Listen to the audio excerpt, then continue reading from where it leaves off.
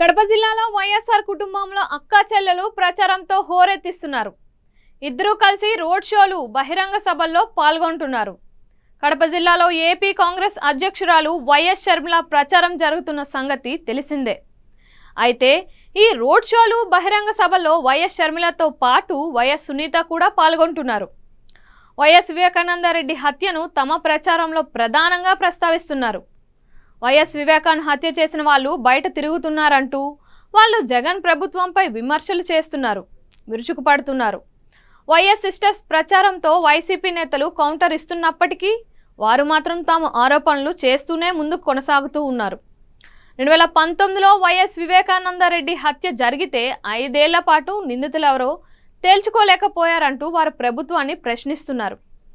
నిందితులు ఎవరో తెలిసినా వారికి అండగా నిలబడుతూ న్యాయాన్ని అందకుండా చేస్తున్నారని ఇద్దరు చెబుతూ వస్తున్నారు.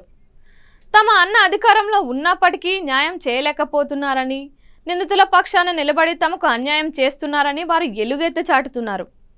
ఈ ఎన్నికల్లో జగన్ ప్రభుత్వానికి వ్యతిరేకంగా ఓటు వేయాలంటూ వారు అభ్యర్థిస్తున్నారు. అలాగే కడప ఎంపీ అవినాష్ రెడ్డిని కూడా ఓడించి వైఎస్ వివేకానందరెడ్డి ఆత్మకు శాంతి చేకూర్చాలంటూ వారు ప్రజలను కోరుతూ వెళ్తున్నారు. న్యాయయాత్ర పేరిట వీరు ప్రచారాన్ని నిర్వహిస్తున్నారు. ఏపీలో కాంగ్రెస్కు ఓట్ బ్యాంక్ లేకపోయినప్పటికీ వైఎస్ రాజశేఖర రెడ్డి సొంత జిల్లాలో ఈ ఇద్దరు అక్క చెల్లెలు పర్యటన, అది జగన్కు వ్యతిరేకంగా సాగుతున్న యాత్రకు ప్రజలు బాగానే వస్తున్నారు.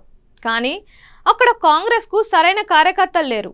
పోలింగ్ బూత్ల వారీగా ఏజెంట్లు కూడా దొరకని పరిస్థితి ఉండే అవకాశం ఉందన్న నేపథ్యంలో విపక్షాల సహకారం వీరికి ఉందన్నది అధికారికంగా వైసీపీ నేతలు చేస్తున్న ఆరోపణ.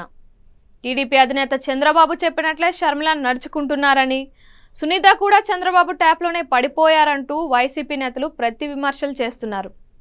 అయినా ఈ అక్క చెల్లెలను చూడటం కోసం జనం మాత్రం బాగానే వస్తున్నారు. మరి చివరకు ఏం జరుగుతుందో చూడాలి.